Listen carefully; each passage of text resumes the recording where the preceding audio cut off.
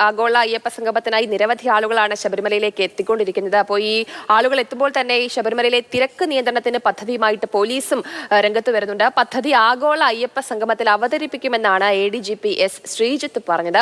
10 വർഷം മുന്നിൽ കണ്ടുള്ള ഒരു പദ്ധതിയാണ് തയ്യാറാക്കിയിരിക്കുന്നത്. AI അടക്കം ആധുനിക സംവിധാനങ്ങൾ ഉപയോഗിച്ചുള്ള രൂപരേഖയാണ് ഈ സംഗമത്തിൽ അവതരിപ്പിക്കുന്നതെന്നും അദ്ദേഹം പറഞ്ഞു. ആ പ്രതികരണത്തിലേക്ക്.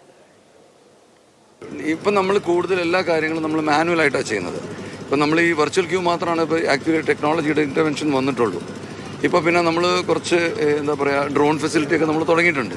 ഇത് കുറച്ചും കൂടെ വർദ്ധിത വീര്യത്തോടുകൂടി ടെക്നോളജി ഹാൻഡിൽ ചെയ്യുന്ന രീതിയിൽ ആൾക്കാരുടെ ഹാർട്ട് ബീറ്റും അവരുടെ ശാരീരിക ക്ഷമതയും പോകുന്ന വഴിക്ക് എങ്ങനെയൊക്കെ ചെയ്യും. അപ്പോൾ അതങ്ങനെ ഒരു 10 കൊല്ലത്തേക്ക് അപ്പുറത്തേക്ക് ചിന്തിച്ചുകൊണ്ടുള്ള പദ്ധതികൾ നമ്മൾ ആസൂത്രണം ചെയ്യാൻ താല്പര്യപ്പെടുന്നുണ്ട്.